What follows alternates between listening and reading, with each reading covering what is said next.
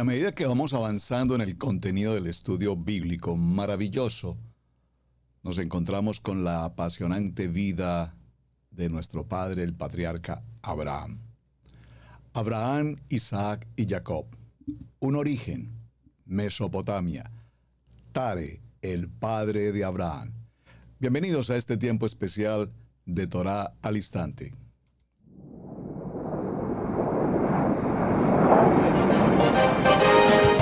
Torá al Instante, con el pastor Roberto Alfaro. Reflejos de la Torá, el manual de vida. La palabra es la misma ayer, hoy y por siempre. Hebreos 13:8. Torá al Instante. Es un espacio de reflexión y aprendizaje en familia, escudriñando las Escrituras de generación en generación. Acompáñanos todos los días, 7:30 de la mañana. Suscríbete a nuestro canal Radio Génesis 128 y activa la campanita.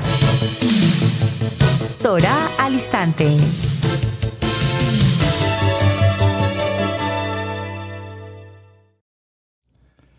Shalom, mis amados hermanos, bienvenidos a este tiempo especial de Torá al Instante. Su hermano pastor Roberto Alfaro les saludo. Como siempre, les brindamos la mejor y cordial bienvenida. Bienvenidos a esta su casa, Israel Casa Integral, en la ciudad de Cherryville, Carolina del Norte, en los Estados Unidos. Bueno, mis amados, acompáñenme por favor a avancemos en la jornada con este tema apasionante frente a la historia, a la cultura hebrea, en todo el proceso de lo que hemos mencionado de raíces hebreas, raíces de nuestra fe, el contexto del judaísmo y por supuesto buscando respuestas a muchas inquietudes. Inquietudes que no serán contestadas en un principio teológico, en un principio filosófico o en un principio arqueológico. Las respuestas solamente las encontraremos aquí en el libro manual de instrucciones, en el libro de la vida, nuestra Biblia, nuestra Kadosh Torah, escrito está. Muy bien, ayer mencionábamos un tema muy interesante con respecto al origen, la cultura monoteísta, la vida del patriarca Abraham. Y nos remontamos ligeramente, como lo menciona el capítulo 11 del libro de Shemot. Perdóneme, vamos a ir un momento al libro de Génesis, mejor. En el libro de Génesis, en el capítulo 12, encontramos esa historia apasionante por demás del llamamiento de Abraham. Libro de Génesis en el capítulo 12. Y hemos leído el libro de Génesis en el capítulo 11, la genealogía frente al contexto de Tare, el padre de Abraham. Sin embargo, gracias a sus apreciaciones, sus comentarios, sus muy buenos mensajes, pues llegamos todos juntos a una misma opinión. Se hace necesario que definitivamente avancemos un poco más en el contenido del tema y profundicemos en el área genealógica un poco más en detalle para comprender que Tare, el padre de Abraham, la Biblia no nos especifica, o la Torá en particular no nos especifica si él tenía un matrimonio monógamo o tenía varias esposas. No las menciona puntualmente, pero nos habla de sus hijos, sus hijas, y esto lo menciono en consideración a una pregunta que me envió un querido hermano, muchas gracias, allá en Honduras, shalom para todos ustedes. Me pregunta, ¿por qué razón Abraham dio esta apreciación frente a que Sarai era su hermana?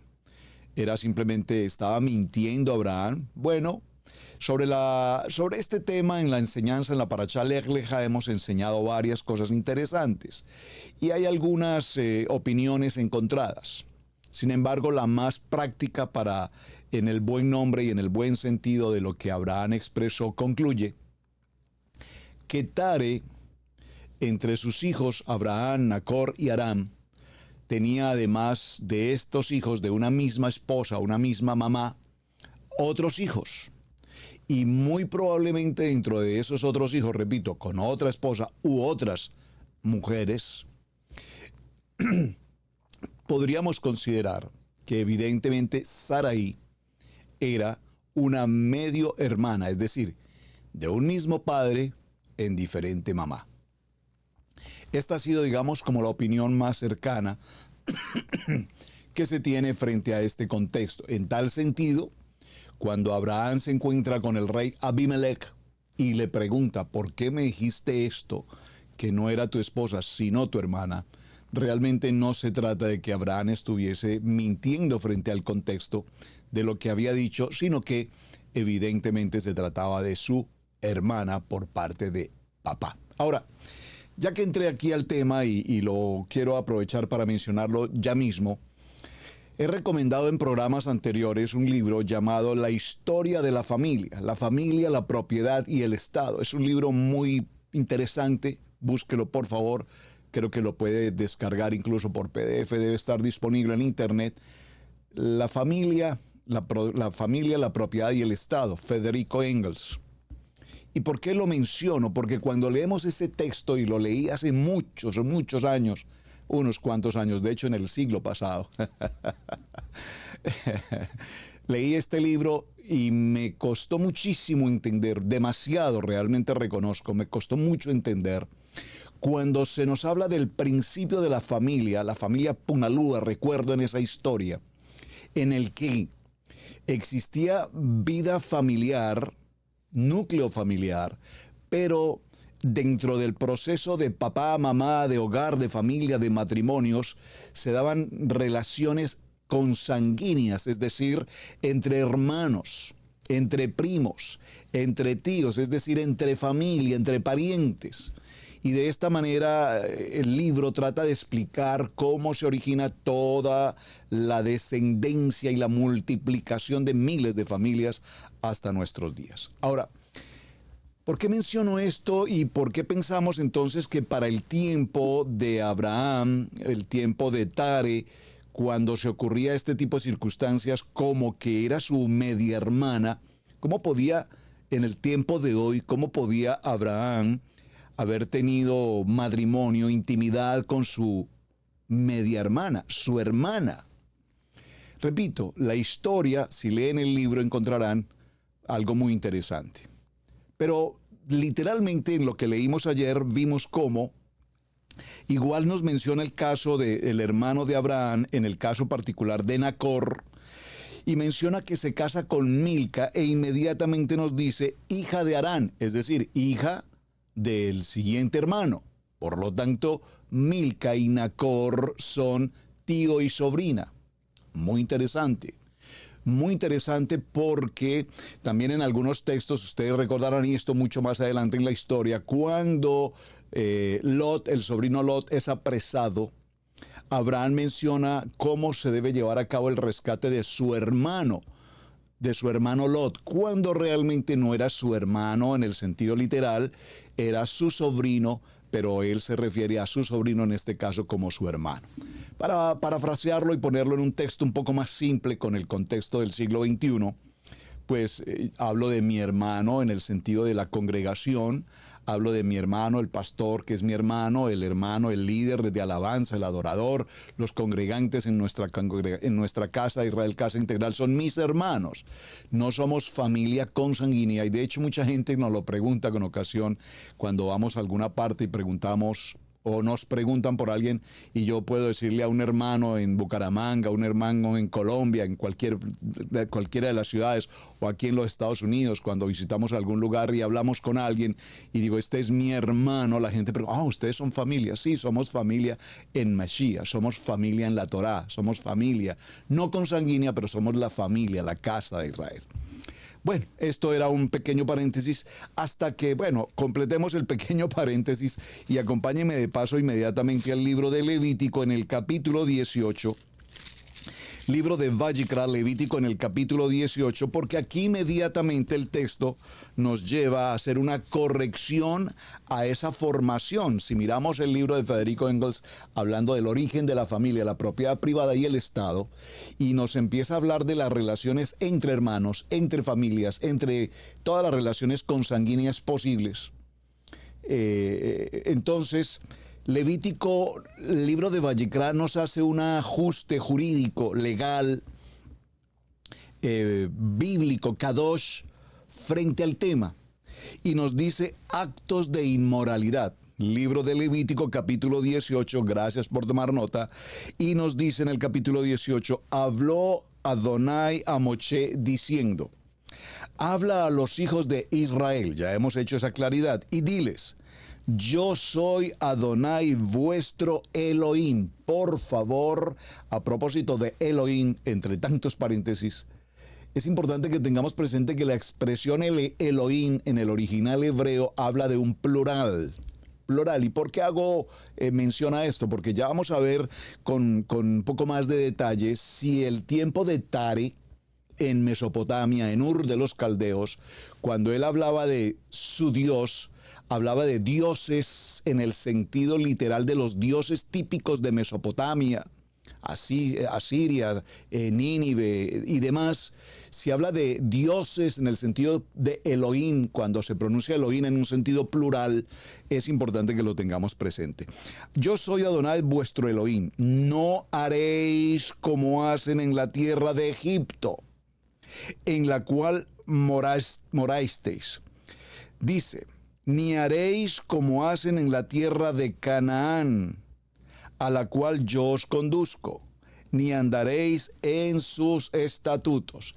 Es decir, que Adonai desde ya nos está advirtiendo con absoluta claridad que cuando nosotros pasamos a ser pueblo escogido, nación santa, no podemos caminar haciendo lo que hace el mundo, Egipto, lo que hacen aún en la misma tierra de Canaán hacia la cual Él nos va a traer. Porque aún en esa tierra se ocurre una historia de pecaminosidad, guerras, violencias, muertes, etcétera. Entre ellas la idolatría, por supuesto. Mis ordenanzas pondréis por obra y mis estatutos guardaréis andando en ellos. Yo, Adonai, vuestro Elohim. Por tanto, guardaréis mis estatutos y mis ordenanzas, los cuales haciendo el hombre vivirá en ellos, yo Adonai. Por lo tanto, haciendo el hombre, obedeciendo, vivirá en ellos, yo Adonai. Ningún varón, por favor, aquí estamos viendo la ordenanza levítica, el mandamiento levítico, el mandamiento toraico, la palabra de Adonai. Hashem con claridad le habla ahora a un pueblo. Y repito, me he tomado el tiempo de entrar más en el detalle con la historia de Mesopotamia y Tare, porque necesitamos saber de dónde venía Tare, qué ocurría en esos lugares, qué idolatría y a qué paganismo literalmente estaban expuestos Abraham, Nacor, Harán, sus familias, la misma Saraí, Mical, etcétera. Entonces dice la palabra, ningún varón se llegue a pariente próxima alguna. Vean pues cómo aquí, si ya Abraham tomó como esposa a su hermana y a Nacor a su sobrina, inmediatamente Levítico empieza a hacer las correcciones necesarias y dice, ningún varón se llegue a pariente próxima alguna para descubrir su desnudez. Yo Adonai. Es lo que hoy en el Código ya penal, en el carácter jurídico, hablamos del concepto de incesto.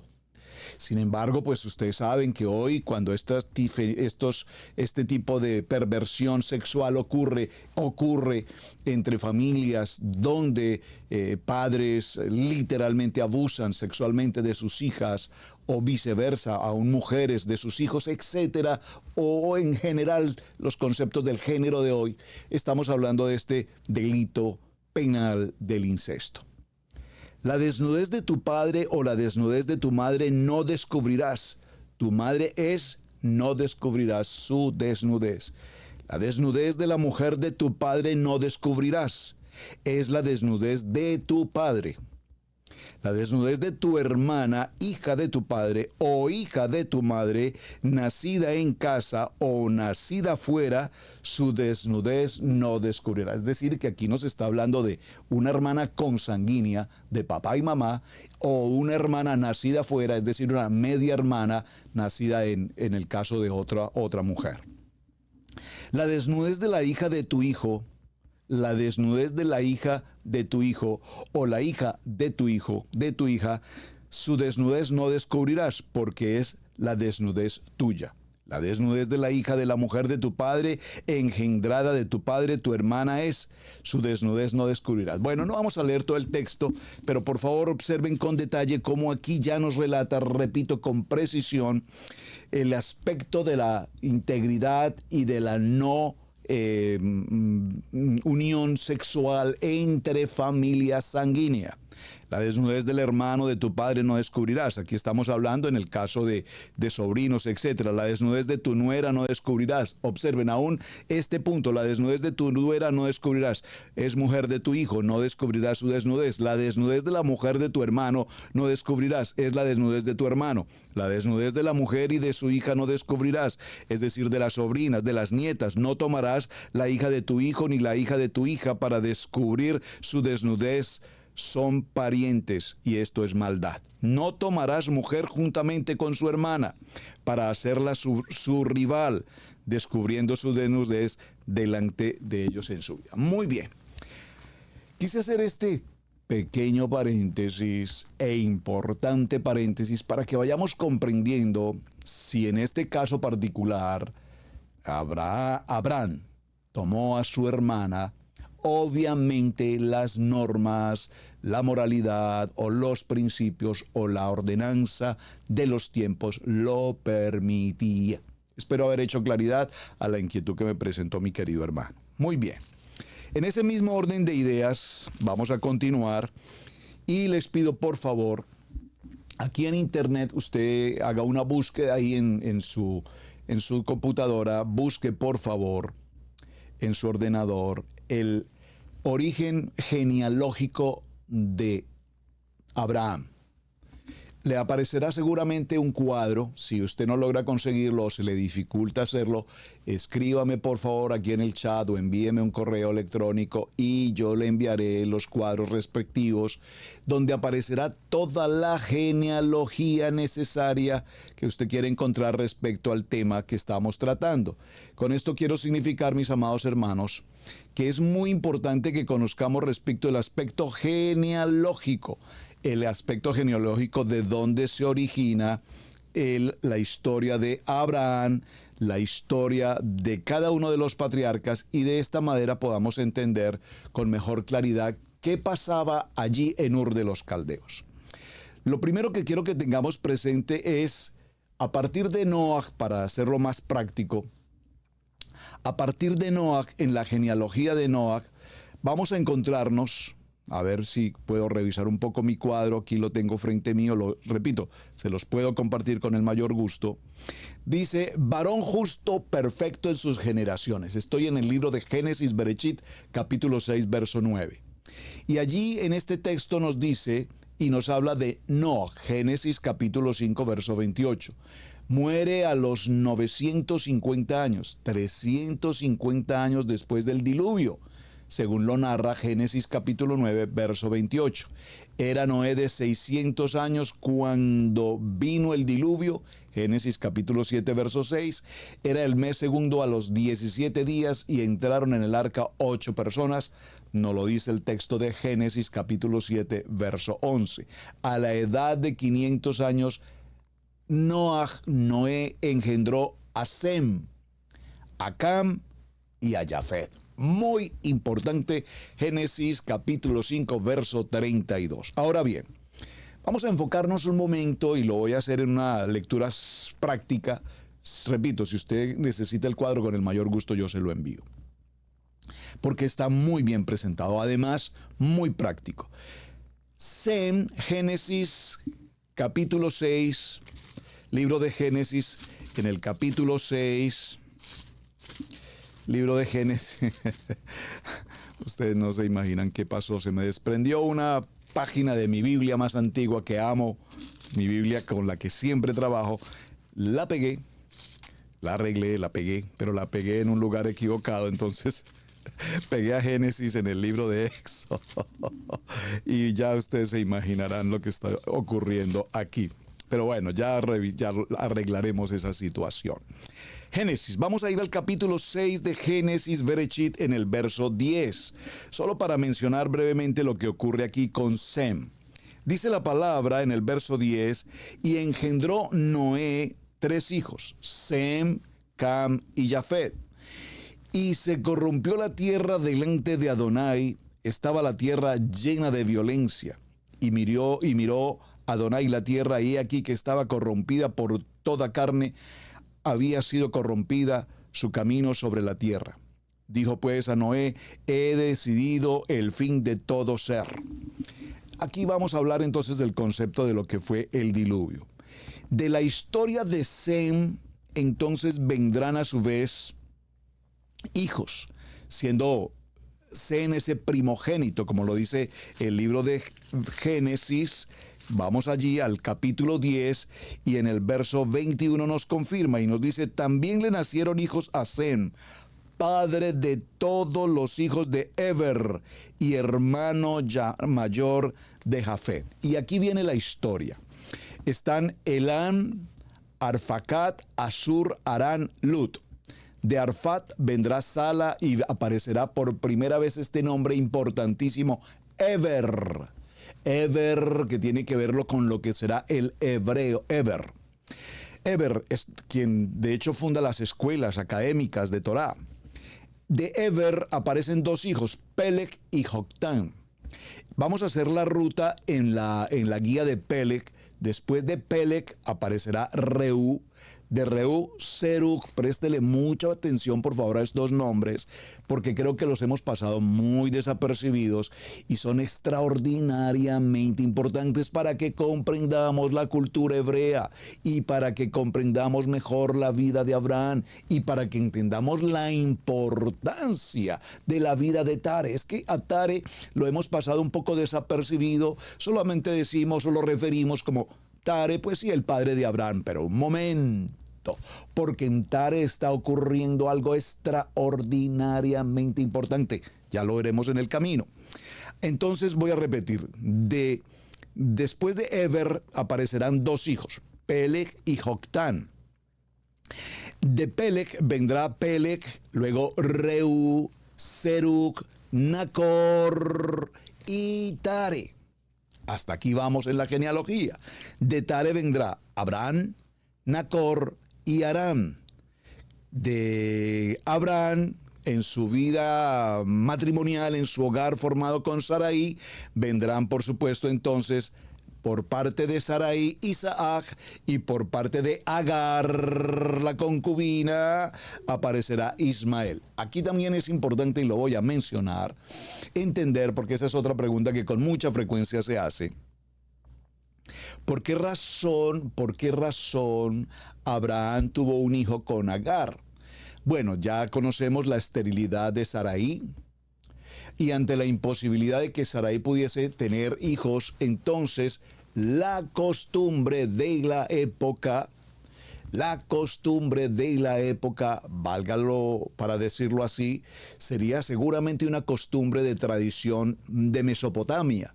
Seguramente Abraham, Sarai, que crecieron, nacieron y vivieron allí, pues evidentemente tenían claridad frente a esta costumbre. ¿Cuál costumbre? Que si una mujer no podía dar a luz o tener hijos, entonces podría entregarle a su esposo, a sus asistentes, no me gusta usar la palabra, pero para que lo entiendan por favor, a sus sirvientes, no sé si sea la mejor palabra, no me gusta usarla en ese tono por lo menos, y a su vez que él pudiese tener hijos a través de ellas.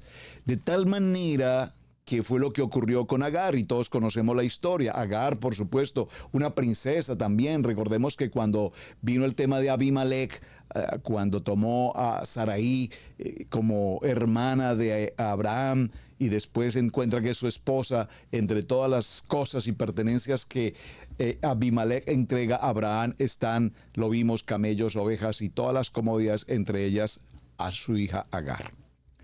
Muy bien, posteriormente fallece Sarai, Agar es llevada al desierto, muere entonces Sarai.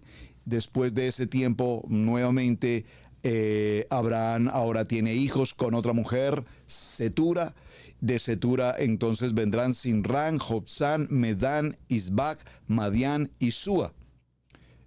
Maravilloso. Bueno, ¿por qué traje todo esto, hermanos, a colación? Porque necesitamos hacer un pequeño recuento un poco más en detalle frente al contexto de Ur. Si usted se toma la tarea como lo hago yo, y espero que usted lo haga también, por favor, recuerden que esto es Universidad de la Familia, esto es Torá al Instante. Y dentro de Torá al Instante, pues tenemos este programa o este tema tratando de manejar Universidad de la Familia. Me encanta la expresión Universidad de la Familia, donde todos nosotros aprendemos, estudiamos y, por supuesto, hacemos tareas. No esperemos que todo venga masticado. Por favor, lean, por favor, investiguen, por favor, vayan, averigüen. No pierdan el tiempo en cosas innecesarias. Tenemos muchas cosas interesantes. La verdad, se los confieso, a mí me apasiona cuando encuentro un tema y puedo navegar en ese tema, leer, buscar información y, por supuesto, todo en la mesura adecuada. Hay algo interesante en Mesopotamia, que aquí está mi tarea, hice mi tarea, tomo nota de muchas lecturas y en situaciones que podemos investigar. ¿Por qué? Porque Mesopotamia no es simplemente Ur de los caldeos. Recordemos que Mesopotamia tiene que ver, por supuesto, con Nínive. Mesopotamia tiene que ver con Nabucodonosor.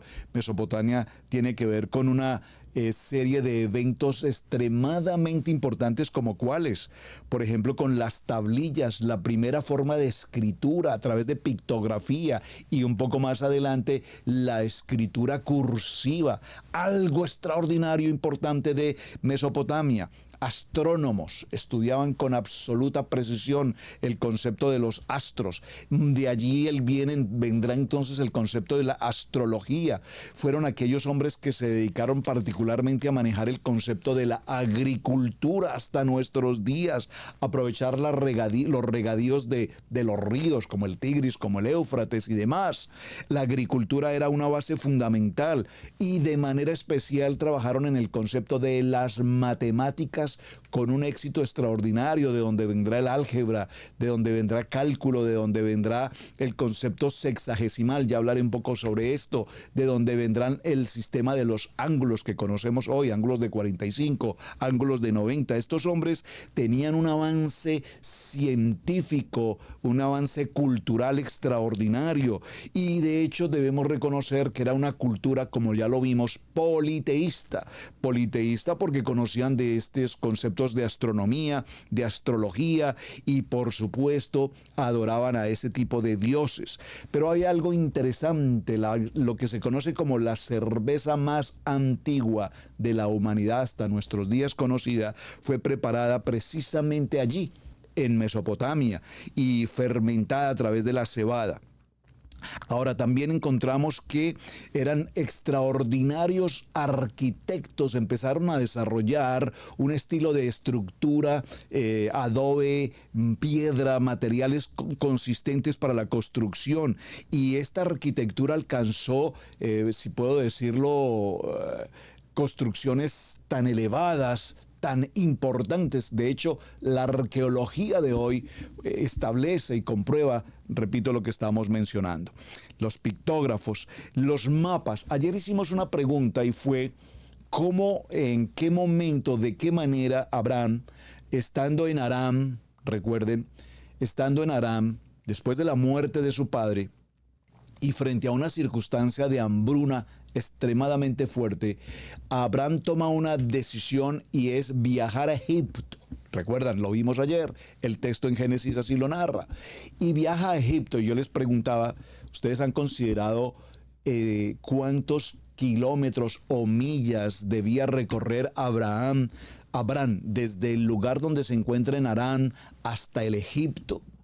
Donde y cómo y de qué manera él tenía la información de que Egipto era un lugar avanzado, era un lugar muy estructurado, donde el faraón, etcétera, cómo él conocía todo ese entorno, de qué manera.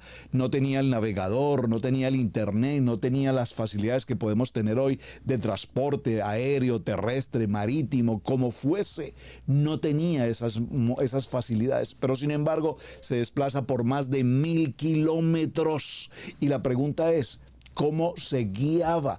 ¿A través de los astros? ¿Había un GPS que lo dirigía? ¿Cuál era la manera como Abraham tomaba una ruta específica por el Highway 85 o por la ruta oriental hacia Egipto? ¿Cómo viajaba con la certeza de que llegaría al punto que necesitaba llegar?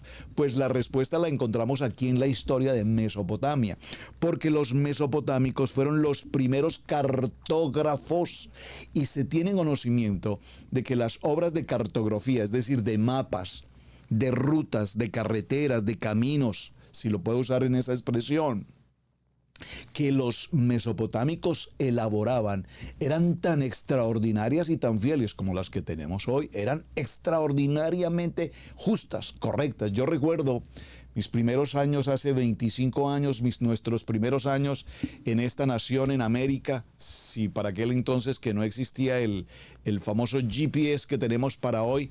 Yo recuerdo viajar desde la ciudad de Atlanta hacia Virginia o Boston o Nueva York o a cualquier otra ciudad, otro estado, y no teníamos, repito, la facilidad tecnológica. Por lo tanto, teníamos que usar las cartillas. Aquí era típico en las gasolineras, y aún se consiguen los mapas. Había que cargar una cartilla de mapas de todos los Estados Unidos de América.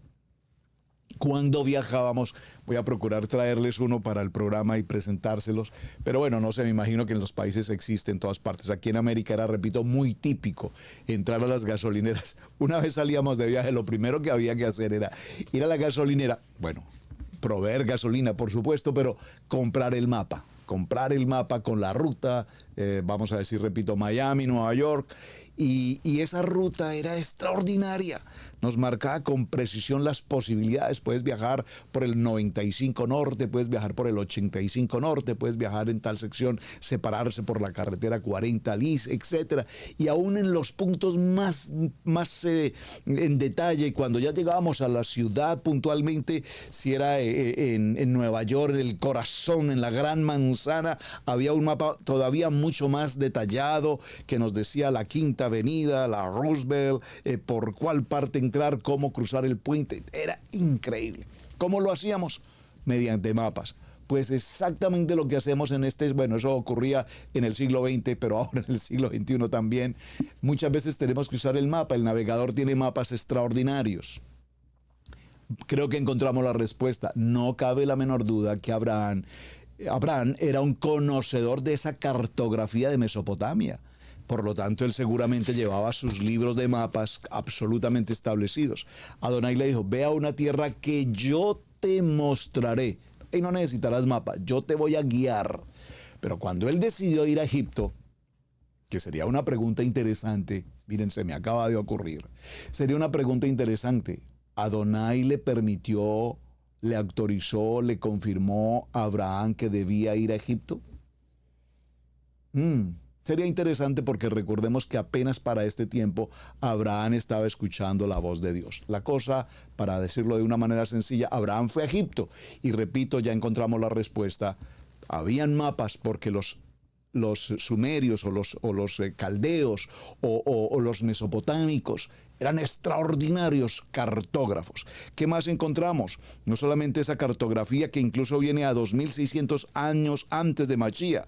Escribieron el famoso Código de Hammurabi, ustedes recordarán, entre el cual aparece ojo por ojo, diente por diente, y pagar con la misma moneda. El que muere, el que mata hierro a hierro muere. Esas historias maravillosas que de hecho tenemos en nuestras Biblias expresiones como esa. Ojo por ojo, diente por diente. Y estos fueron escritos muchos años, 2000 años antes de la era correspondiente. Expertos entonces, dijimos, en matemáticas, en ecuaciones, en cálculos, empezaron a hacer el proceso de lo que es la multiplicación como conocemos hoy, y ellos crearon el famoso sistema sexagesimal. ¿Qué es el sistema sexagesimal? Algún matemático me podría ayudar mejor con mi expresión, yo solamente voy a considerar lo elemental. Toman el valor del número 60. El número 60 es interesante, miren lo interesante. Es divisible por sí mismo, es divisible por 2, por 3, por 4, por 5, por 10, por 12, por 15 y por 30. Y de allí, del sistema sexagesimal de Mesopotamia, 2600 años antes de Mashiach, viene lo que conocemos hoy como los 60 segundos para el minuto y los 60 minutos para la hora. Esto es el concepto sexagesimal. Bueno, muchas otras cosas ocurren con el tema de Mesopotamia, extraordinarios.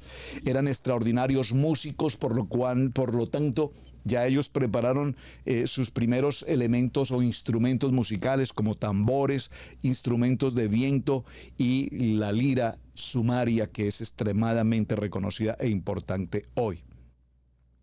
Extremadamente importante, como aparece un personaje muy importante en la historia de Mesopotamia, cuál es Sargón de Acor. Este hombre fue un estratega militar, un extraordinario militar, podríamos decir hoy como de 4 soles, un general del ejército que tuvo una capacidad de organización militar, estratega de guerra, entre muchas otras cosas. Podríamos perfectamente estudiar su historia, que no cabe la menor duda será muy interesante. Pero también, repito, aparecen las primeras consideraciones desde el punto de vista jurídico. Desde el punto de vista jurídico, como no robar, no matar, en el sentido de quitar la vida simplemente por quitar la vida, entre muchas otras cosas. Y desde luego no olvidemos que también para esta época se ocurren los famosos jardines colgantes de Babilonia. Ustedes recordarán cuando el tiempo del rey Nabucodonosor, los jardines colgantes de Babilonia. Si usted ha visto alguna vez imágenes o dibujos, no voy a decir fotografías, pero imágenes de arte que pretenden plasmar los jardines colgantes, pues no cabe la menor duda que era algo extraordinariamente hermoso, no solamente desde el punto de vista del arte como tal, sino desde el punto de vista arquitectónico. Bueno, mis amados, todo esto para mencionar que evidentemente la vida de nuestros amados patriarcas, en el caso particular de patriarca como jefe de autoridad, como jefe de familia, en el caso de Tare, nos sigue llamando tremendamente la atención. ¿En qué sentido? Realmente Tare, conociendo su labor, haciendo diseños, ustedes recordarán que Tare fue como un artesano que hacía imágenes de barro, imágenes, no sé si en otros materiales, pero hacía ídolos, preparaba ídolos, esa era su labor. Diseñar, repito, ídolos desde todo el punto de vista astrológico, los dioses de la guerra, los dioses de una cosa, los dioses de otra, y preparaba esas imágenes artesanales, y esa era su actividad, esa era su negocio, su sostenimiento, y por supuesto era reconocido absoluta y plenamente frente a esa circunstancia. De hecho, hay una historia que la he compartido cuando narramos la parashá correspondiente de Lech Lecha, que en alguna ocasión Tare salió de casa y dejó a su hijo Abraham encargado del negocio, de la venta de los ídolos. Pero Abraham, esta es una historia, comillas, de Midrash, muy bonita por demás, que dice que Abraham se quedó encargado de la venta de los ídolos, de esas imágenes de acera, esas imágenes de madera, esas imágenes de, no sé si de bronce, de barro, de hierro, lo que fueran, ídolos. Y Abraham, mirando todo ese sinnúmero de piezas preparadas en honor a alguno de esos ídolos, pues tomó la decisión, en una cultura politeísta, en una cultura idolátrica, Abraham, en esta narrativa, en esta historia, trae la decisión de romper absolutamente a todos aquellos dioses. Dice que se acercó uno de los clientes de su padre y le dijo: oh, tú eres Abraham, el hijo de Tare, mira, he venido a recoger a mi Dios, a mi ídolo. Y entonces Abraham le dice: pero ¿cómo tú puedes creer en eso? ¿Por qué tú crees en eso? ¿Acaso tú puedes ver que esa imagen se mueva, parpadee, respire, tenga vida? ¿Tú crees que esa imagen de barro puede tener alguna bendición para ti? ¿Tú crees que esa bendición llegará a través de una imagen de barro que no puede hacer absolutamente nada, ni te escucha, ni te ve, ni se mueve, ni piensa, ni opina? ¿Cómo tú crees que ese puede ser tu Dios? Entonces a esto el hombre dice: sabes, muchacho, tienes razón, sabes que ya no voy a llevar eso.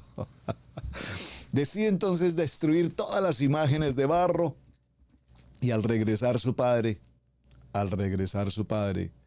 encuentra que su tienda ha sido destruida. Todos los ídolos están rotos. Por tanto, Tare llama la atención a su hijo, le dice: pero Abraham, ¿qué cosa ha ocurrido aquí? ¿Qué es esto? ¿Qué ha pasado? Y le dice: papi, no sé, yo me quedé aquí como tú me dijiste, estoy cuidando la tienda. Un señor vino, pero dijo que ya no iba a llevar su ídolo. Y yo no sé, de pronto estos ídolos que tú tienes aquí como que se molestaron por algo y empezaron a golpearse el uno con el otro y se rompieron y se destruyeron. Entonces le dice Tare a su hijo: pero Abraham, ¿cómo se te ocurre decirme esa cosa? ¿Cómo se le ocurre a ti pensar de esa manera? ¿Cómo se te ocurre que estos ídolos se van a golpear uno con otro? ¿Tú no ves que ellos no tienen vida? ¿Tú no ves que ellos no se mueven? ¿Tú acaso no entiendes que estos son simplemente imágenes de barro? Dice: exactamente, papi, tú lo has dicho. Si simplemente son unas imágenes de barro, ¿cómo tú pretendes venderlos como un dios, como idolatría? Eso no tiene sentido. Bueno, esa es la historia de un Midrash muy interesante. Es una moraleja. La traigo a colación solo para compartir un poquito el tema sobre esto. Vámonos a preguntas puntuales. La pregunta para contenido un poco más claro de hoy: ¿adoraron Abraham y Tare a Adonai juntos, como papá e hijo? ¿O entre papá e hijo adoraban a otros ídolos? Cuando nosotros exploramos lo que la palabra nos dice frente a este tema, vamos a encontrarnos con una historia muy bonita. Vamos a ir al libro de Génesis, en el capítulo 31, y vamos a tomar el verso 53. Vamos a leerlo un poquito en contexto. El libro de Bereshit, capítulo 31, vamos a tomarlo, a ver, para no hacer muy extensa la lectura, vamos a tomarlo desde el verso 51.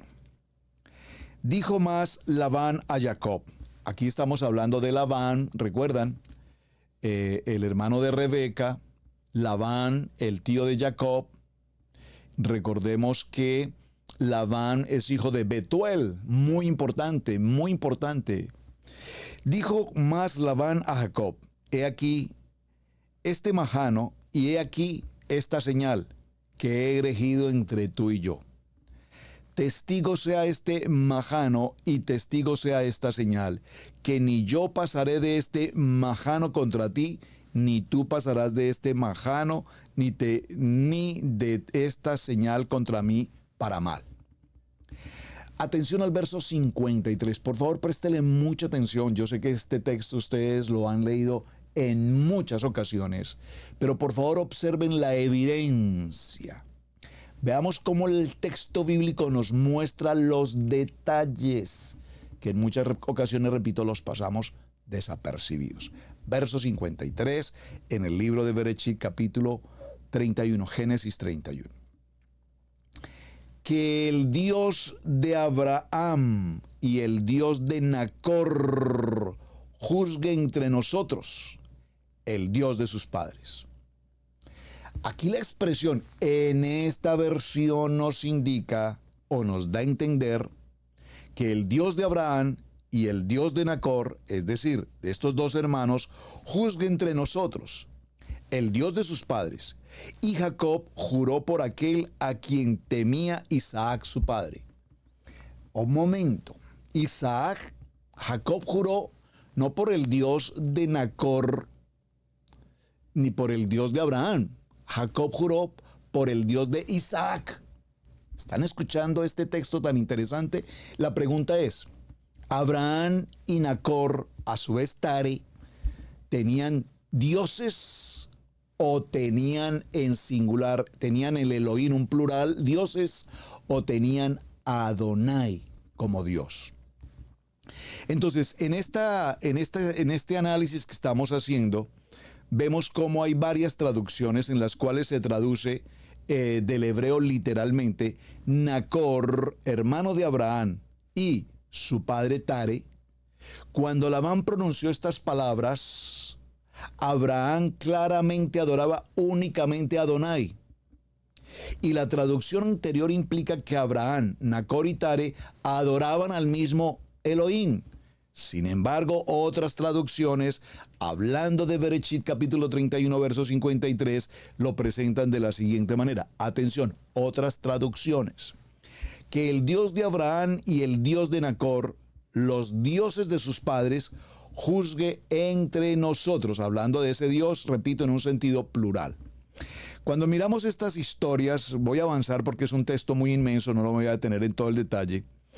Dice, Labán también parecía muy consciente de Adonai. Observen, Labán parecía tener claridad absoluta en su corazón, para decirlo en esta manera más espiritual, acerca de Adonai, el Dios de Abraham. Y dice que Adonai, el Dios de Abraham, y es posible que Labán adorare a Adonai además de otros dioses. Porque recordemos que Labán, el tío Labán, el tío Labán tiene una historia bastante tenebrosa, entre muchas cosas, no vamos a entrar allí, pero vemos que en Bereshit capítulo 24, vamos un momento allá, por favor, en Génesis capítulo 24, Bereshit capítulo 24, vamos a tomar el texto del verso 31, puntualmente vamos a ir al verso 31. Bereshit 24, 31 dice la palabra. Y le dijo, ven bendito de Adonai, porque estás fuera. He preparado la casa y el lugar para los camellos. Ve bendito de Adonai, refiriéndose puntualmente a Adonai. Donde Labán le dijo al siervo de Abraham, aquí está hablando con Eliezer, ¿recuerdan? Y le dice puntualmente al siervo de Abraham, y le dice, entra, oh bendito de Adonai. En Génesis 31, 49, Labán le dijo a Jacob, ya que Adonai vele entre tú y yo. Y también vemos la honra de Adonai en las palabras de Labán y Betuel. Recordemos que Betuel es hijo de Nacor, ¿recuerdan? Padre de Labán. Dice en Génesis capítulo 24, verso 50, entonces Labán y Betuel respondieron y dijeron, asunto viene de Adonai. Por tanto, mirando este texto tan puntual, no podemos hablaros ni bien ni mal. He aquí, Rebeca está delante de ti, tómala y vete. Y sé ella la mujer del hijo de nuestro Señor Abraham, como ha dicho Adonai. Entonces vemos que aquí la expresión es clara, puntual. Pero digo clara, puntual en el sentido de que se están refiriendo a Adonai, a Hashem. Sin embargo, el hermano de Abraham, es decir, Nacor, que fue el padre de Betuel, quien a su vez fue el padre de Labán y de Rebeca, por lo tanto Betuel, que es sobrino de Abraham, y Labán, sobrino y nieto de Abraham, al menos podemos por esta lectura establecer que conocían de Adonai. Pero sus palabras parecen indicar también que adoraban no solamente a Adonai, sino que también tenían a otros dioses, porque recordemos cómo este Labán tenía a su vez ídolos. Ustedes recordarán la historia cuando Jacob decide salir de la casa de Labán. ¿Recuerdan? Cuando decide salir de la casa de Labán, dice la palabra que su hija llevó consigo los dioses, los ídolos. Y estos ídolos no eran simplemente ídolos de barro, eran unos ídolos que tanto evidentemente conocía ella, su hija, la menor.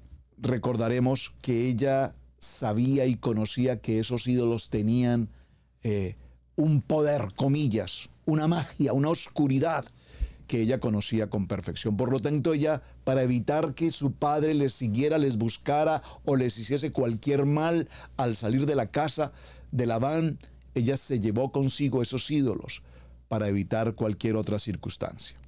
Muy bien, ahora, ¿adoró a Adonai el hermano de Abraham, Nacor? Como nosotros vemos en estos textos, nos indican que Betuel, hijo de Nacor y sobrino de Abraham, y su hijo Labán, no solo conocían a Adonai, sino que adoraban otros ídolos. Esto lo podemos ver en el proceso de Génesis, cuando en el capítulo 31, verso 49, nos habla de qué manera adoraban ídolos de la cultura de su momento. Es decir, que una cosa está en adorar a Adonai, y por favor présteme mucha atención, y otra cosa está en tener a Adonai, pero a su vez, por favor présteme atención, tener ídolos. Voy a traer eso al tiempo moderno. ¿Qué ocurre hoy cuando nosotros estudiamos nuestra Kadosh Torah? Estamos en este hermoso proceso de transición, amar la palabra, aprender la palabra y vivir la palabra. Pero ¿qué pasa hoy en el siglo XXI cuando en muchos casos en nuestras propias comunidades en Torah tenemos a muchas personas, y no estoy hablando en particular de una congregación o de un ministerio, estoy hablando en una generalidad de creyentes en Torah siguiendo el horóscopo, el tiempo de Rosh Hodesh, tenemos el mes de Aviv que corresponde al mes de Acuario? Estoy diciendo cualquier cosa, por favor. ¿Cómo podemos pensar a muchas personas hoy entrando en Torah y mencionando nombres de ídolos paganos o viviendo vidas en condición pecaminosa o haciendo actos absolutamente inmorales, etcétera, etcétera, etcétera? Es decir, que esta narrativa, y estoy tomando un texto que es muy extenso, pero que leí algunas cosas que me llamaron poderosamente la atención y quería compartirlas con ustedes para recordar que en los tiempos de Abraham, en los tiempos de Tare, pues evidentemente ellos estaban conectados con un modelo politeísta, una cultura extremadamente avanzada, como ya lo vimos, en ciencias, en arqueología, avanzados en arquitectura, en matemáticas, en el sistema hexadecimal, en los códigos jurídicamente hablando, etcétera. Pero sin embargo, y casi que voy a cerrar en estos minutos que nos quedan para conformarnos o para concluir de pronto un poco esta historia tan interesante, preguntándonos a su vez, verdaderamente cuando Tare tomó la decisión de salir de su condición de la ciudad de Ur de los Caldeos, ¿verdaderamente Tare salió por iniciativa propia? Me refiero, o Tare ya tenía en el corazón el pensar de que evidentemente Adonai hablaba con él. Veámoslo de manera práctica. Nosotros, muchos de nosotros, estoy hablando genéricamente, vivimos caso personal, la cultura religiosa del primer nivel, como lo he mencionado en tantas ocasiones. Y en esa cultura del primer nivel, mis amados, ¿qué ocurrió? Pues en esa cultura del primer nivel evidentemente adorábamos ídolos. Y hasta el día de hoy, pues la religión tradicional tiene su adoración con sus ídolos, como todos perfecto y absolutamente lo conocemos. La pregunta entonces es, ¿cuándo adoramos esos ídolos? Cuando adoramos esos ídolos, estábamos evidentemente en Mesopotamia. Vamos a ponerlo en Ur de los Caldeos. Pero un día Tare, inquieto por la situación que vivía, murió su hijo Aram, hay una situación crítica, violenta. Tare es un padre pensante, un hombre recurrente. Dice, esto no es lo que yo espero para mis hijos, esto no es lo que quiero para Abraham, esto no es lo que quiero para Nacor, por lo tanto debo salir de aquí. Y toma una decisión que tú y yo en algún momento tomamos: salir de una condición de idolatría, salir de una condición de paganismo, salir de una condición de religiosidad, salir de todo este lugar llamado Ur de los Caldeos, salir de toda esta nación de Mesopotamia, salir de este punto hacia un lugar donde nuestras generaciones futuras no continúen viviendo la experiencia, la cultura, el idolatría y todo lo pecaminoso que hemos vivido. Creo que eso lo hemos vivido, personalmente lo he vivido, y creo que muchos de nosotros.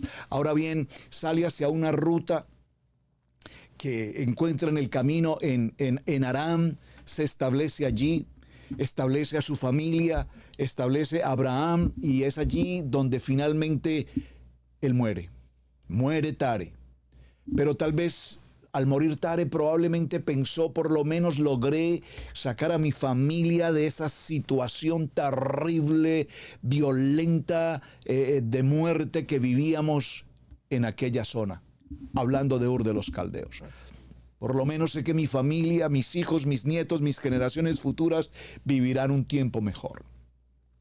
Hasta que finalmente Abraham, sabiendo, o por lo menos consciente de lo que su padre estaba haciendo, decide salir, porque recordemos que uno de ellos se quedó, Nacor se queda, perdónenme, y evidentemente Abraham sale y toma a su mujer, a Sarai, toma a su gente que está con él, sus pertenencias, salen. Pero ¿qué ocurre? Alguien se va a quedar en el camino. Mucha gente se queda en el camino, hermanos. Cuando vinimos al contexto del nivel 2, tratamos de invitar a nuestras familias, a nuestros amigos, a muchos cercanos, y les decíamos: mira, hemos vivido una experiencia maravillosa, hemos conocido de Jesús en el contexto del nivel 2, hemos conocido la palabra, es maravilloso entrar al proceso del arrepentimiento, de nacer de nuevo, de estudiar la Biblia. Eso es lo que está haciendo en este momento Tare. Tare está en un momento en el que él está buscando para su familia una mejor forma de vida. Para sus generaciones futuras está buscando un futuro, algo que cambie y que mejore sus condiciones de vida. Hasta aquí llegó la vida de Tare, pero no hay duda que dio un paso maravilloso para que ahora su hijo Abraham, que venía de un contexto, repito, de politeísmo, de idolatría, ahora Abraham tenga la claridad de escuchar atentamente la voz de Adonai. Y viene el maravilloso texto de Berechit capítulo 12: y entonces deja tu tierra, las casas de tu padre, tu parentela, y vete a una tierra que yo te mostraré, y haré de ti una gran nación, y te bendeciré, y crecerás y serás prosperado en todo lo que empieces. Ahora Abraham empieza a caminar en la fe, no en la fe de los ídolos politeístas, no en la fe de la cultura mesopotámica, sino que ahora Abraham no tiene una identidad cultural, ahora Abraham no es una nación, Abraham no es un pueblo, Abraham es una familia que tiene ahora y toma consigo una bandera, un hombre de fe, un hombre que escucha la voz del Padre y que decide caminar en obediencia. Por eso lo llamamos el Padre de la fe, una fe en la que él no ve a ese Dios, una fe en la que él escucha la voz de Adonai y decide obedecer. Dígalo conmigo: no se trata de ver para creer, porque aquí evidentemente Abraham nos muestra el modelo. Yo no veía, pero creía. Ahora Abraham es el modelo a seguir. Abraham tendrá desde sus raíces, desde su genealogía, la intimidad con Adonai, y a partir de Abraham, el pueblo hebreo que vendrá más adelante, el pueblo judío que vendrá mucho más adelante, y el Mesías ahora aquí ha comenzado. Bueno, mis amados, muchísimas gracias por acompañarnos. Mañana continuaremos un poco en esta historia, recordando cómo es importante, que no se me quede por decirlo, cuán importante cuando Abraham dice: ahora conozco, Sarai, que eres una mujer hermosa. Hasta ahora se da cuenta, después de cuánto tiempo, que su esposa es hermosa. Y los hombres egipcios dijeron, no solamente es hermosa, es en especial una mujer de una hermosura muy, pero muy especial. Amados varones, que nunca olvidemos recordar a nuestras amadas esposas, a esa mujer bella, a esa mujer hermosa que Adonai nos entregó, porque Abraham nos está enseñando aquí que tenemos y debemos reconocer la belleza. No estoy hablando necesariamente de una belleza física, la belleza de una mujer que nos da la oportunidad de tener hijos, de formar familia y de cumplir el plan y el propósito de Adonai. Shalom, mis amados, muchísimas gracias. Hasta el día de mañana. Gracias por sus mensajes, gracias por compartir la enseñanza y también no olviden, por favor, gracias por suscribirse aquí en el canal de Israel Casa Integral. Shalom, mis amados. Muy buen día para todos. Hemos presentado Torá al Instante con el pastor Roberto Alfaro. Para nosotros es un placer poder servirle. Contáctanos a nuestro correo radiogenesis128@gmail.com. Torá al Instante.